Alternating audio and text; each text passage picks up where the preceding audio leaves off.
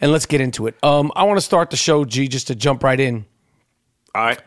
Charlie Murphy, the very unique, very funny, very nice Charlie Murphy, actor, comedian, obviously brother of Eddie Murphy, passed away this week. And this is a guy that I knew. I didn't know him very well, but I spent a good time. I hung out with him.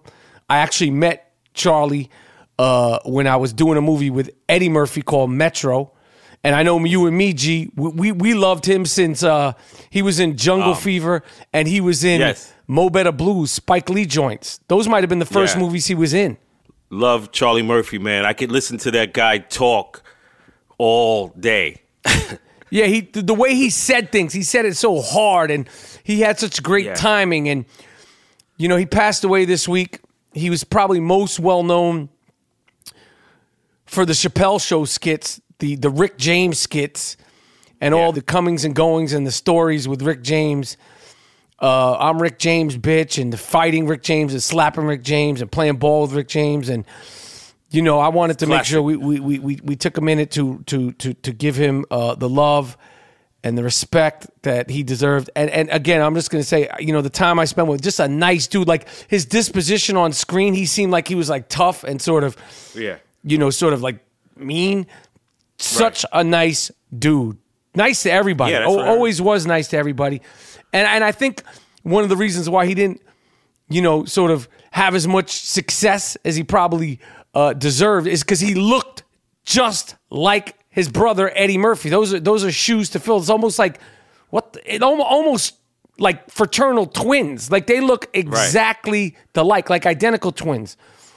Yes. But the talent was immense, and he carved out a really, really great name for himself and a reputation for himself. I wanted to tell you this story. So when I was doing Metro with Eddie Murphy, I haven't talked about this much, but when I was growing up, when Eddie Murphy was popping off, I don't know if it was like 82, 83, maybe 81, 82, when he first started on Saturday Night Live. We don't fact check here at the Rapaport Stereo Podcast, but when Eddie was really like popping off on Saturday Night Live, I mean, I was so young that sometimes I would fall asleep before the show came on. Right. Like staying up till 11:30, like for whatever, 11, 12-year-old was like, you know, you didn't always do it. You'd fall asleep early, especially because, as G can attest, we were the type of kids, we weren't on video games. We weren't playing with our phone. We were out on a Saturday and a Sunday playing something all day, every day. Yeah. Hooping. I was playing football. I mean, anything. But hanging out, walking around, playing in the park, anything. It was no. So when Saturday evening came, you were tired. Stickball, punch ball, all kind of shit. Manhunt, Ring Alivio. We was doing everything back in the days, man. Yeah, you had no other choice because your parents didn't want you around, and that's what you did to socialize. Yeah. That being said, I was in love with Eddie Murphy. No, Bruno. I loved him like the rest of the world, but I mean, I fucking loved Eddie Murphy. Like he's one of the reasons why I wanted to be an actor. Like he inspired the shit out of me before I even wanted to be an actor. But then when he came out with Delirious, and then he started making the movies and 48 Hours in Trading Places. I mean, this guy was everything to me. You remember I had that little calendar that you get from amusement parks, G? I still have a picture. Yeah, I remember. And what did it say on it? The next Eddie Murphy. Yup, I had a picture of it, and I had put, you know, you could put a little thing on it, like your name or your tagline. I put the next Eddie Murphy. This is when I had decided to be an actor. It's like 89. Yeah. I got it in Virginia. I was down there in Norfolk. I mean, he inspired me crazy. So when I finally got a chance to work with him on this film called Metro, I was in heaven, okay? Right. And I got to meet Charlie, and I met Eddie, of course, and I'm working with him. And this is tying into Charlie and the Rick James story. So I'm working with Eddie Murphy literally every single day. I'm like fucking bugging the fuck out. I'm bugging. Right. And I've already been acting for a good amount of years. I just came off of Copland and a bunch of stuff, you know, but I had just finished Copland, and Eddie Murphy was such a big fan of De Niro. He was asking me all these questions about De Niro and what's he like, as if he was a fan, and we would go back and forth, and me and Eddie Murphy would do lines from Raging Bull. He loved Raging Bull as much as I did, and we would just throw lines at each other all day. The movie was a disappointment. The movie was whack. I mean, I think it's a really disappointing movie. It was a real disappointment to me because, like the banter and the kind of shit talking that you hear me doing here, we were trying to do that. The director just was trying to do some other shit. He thought he was making Seven with Brad Pitt and Morgan Freeman. Oh. He's bugging. Oh. He really was referencing Seven. I'm like, yo, let me and Eddie live, man. We freaking off. That's beside the point.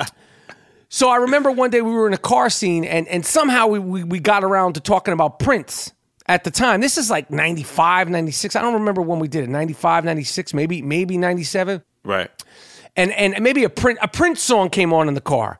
And Eddie loved music, so he's like talking to the song. He's like, yo, he's a genius or something like that. And I ask him, did you ever meet Prince? And he's like, fuck yeah, I met Prince. I hang out with him and all that shit. I'm like, oh shit.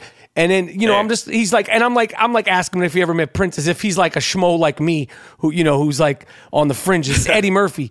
So Eddie's telling me, yo, and he could play ball. And I'm like, word? He's like, I was like, basketball? He's like, yeah, yo, Prince has got game. Prince is nice. And I was like, get the fuck out of here. And I told you this story G, before. And he's like, no, I'm telling you, man. He goes, yo, we went out to his house. We were in Minnesota, and it was me, Charlie. He always said Charlie. He never said Charlie. Eddie called his brother Charlie. He said it was me, Charlie, and it was, this one and that one. And we got to his crib, and he was like, yo, we're going to play ball. And he said, Charlie was like, man, get the fuck out of here. He talked that New York, get the fuck out. Y'all can't play ball.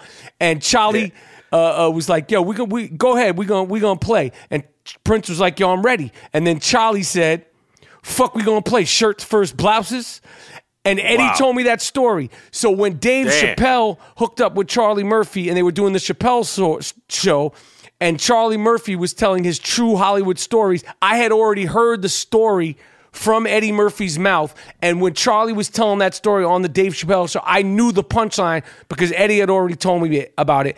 And it was just something I never forgot because I was hearing Eddie Murphy talk about Prince and playing ball with Prince with his brother Charlie, and that's my little Charlie Murphy story. So I wanted to just make sure that we shouted him out, and absolutely, man. Yeah, it's a shame, young dude, 57 years old.